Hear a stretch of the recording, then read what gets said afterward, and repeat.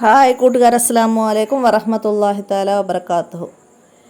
3ാം ക്ലാസ്സിൻ്റെ തജ്വീദുൽ ഖുർആൻ English medium school മദ്രസയിലെ തജ്വീദുൽ ഖുർആൻ്റെ ഒരു model ചോദ്യപേപ്പറുമായിട്ടാണ് ഞാൻ ഇന്ന് വന്നിരിക്കുന്നത്.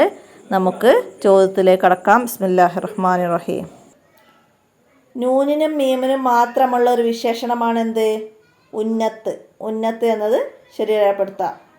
അടുത്തത്, പരിശുദ്ധ ഖുർആനിലെ ഏറ്റവും മഹത്തായ സൂറത്ത്. പരിശുദ്ധ ഖുർആനിലെ ഏറ്റവും മഹത്തായ സൂറത്താണ് ഏത്? സൂറത്തുൽ ഫാത്തിഹ.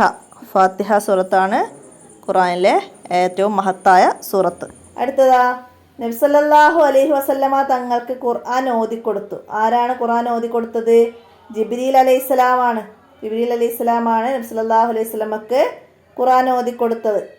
അടുത്തത്, ഒരു മുസ്ലിം ദിവസവും 17 തവണ പാരായണം ചെയ്യണം. ഏതാണ്? സൂറത്തുൽ ഫാത്തിഹ. നിസ്കാരത്തിൽ 17 റക്അത്തുകളിൽ സൂറത്തുൽ ഫാത്തിഹ നമ്മൾ ഓതുന്നുണ്ട്. അതാണ് അവിടെ പറയുന്നത്. അടുത്തതാ, മാച്ച് ചെയ്യാനാണ്. പരിശുദ്ധ ഖുർആനിലെ ആദ്യ സൂറത്ത്. ഖുർആനിലെ ആദ്യ സൂറത്ത് സൂറത്തുൽ ഫാത്തിഹ. നമ്മുടെ ഖുർആനിലെ ആദ്യത്തെ സൂറത്ത് സൂറത്തുൽ ഫാത്തിഹയാണ്. മനസ്സിലാക്കുക. ഇനി അടുത്തതാ, ഹിറാ ഗുഹ. ഹിറാ ഗുഹ എവിടെയാണ്?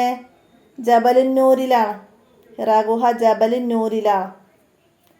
ഇനി വിശുദ്ധ ഖുർആൻ. വിശുദ്ധ ഖുർആൻ അല്ലാഹു തആലയുടെ കലാമാണ്. അല്ലാഹു തആലയുടെ കലാമാണ്. ഇനിയാ, അക്ഷരങ്ങൾ പുറപ്പെടുന്ന സ്ഥാനം, അതിന് മഹ്റജി എന്നാണ് പറയുക. അക്ഷരങ്ങൾ പുറപ്പെടുന്ന സ്ഥാനത്തിന് മഹ്റജി എന്ന് പറയും. ഇനിയാ, പൂരിപ്പിക്കണം. നബി സല്ലല്ലാഹു അലൈഹി വസല്ലമക്ക് ഡാഷ് അവതരിപ്പിച്ച വചനങ്ങളാണ് ഖുർആൻ. ആരാണ്? നബി സല്ലല്ലാഹു അലൈഹി വസല്ലമക്ക് അല്ലാഹു തആല അവതരിപ്പിച്ച പരിശുദ്ധ വചനങ്ങളാണ് ഖുർആൻ. അടുത്തത്, ഖുർആൻ പാരായണത്തിന് ഏറ്റവും ഡാഷ് ഉള്ള സൽക്കർമ്മമാണ്. ഖുർആൻ പാരായണം ഏറ്റവും പുണ്യമുള്ള സൽക്കർമ്മമാണ്. ഖുർആൻ പാരായണം ഏറ്റവും ഡാഷ് ഉള്ള സൽക്കർമ്മമാണ്. ഇവിടെ പുണ്യമുള്ള സൽക്കർമ്മമാണെന്ന് എഴുതാം. ഇനി ഒറ്റ വാക്കിൽ ഉത്തരം എഴുതണം. സൂറത്തുൽ ഫാത്തിഹക്ക് പറയുന്ന മറ്റൊരു പേര്. സൂറത്തുൽ ഫാത്തിഹക്ക് പറയുന്ന മറ്റൊരു പേരെന്താ?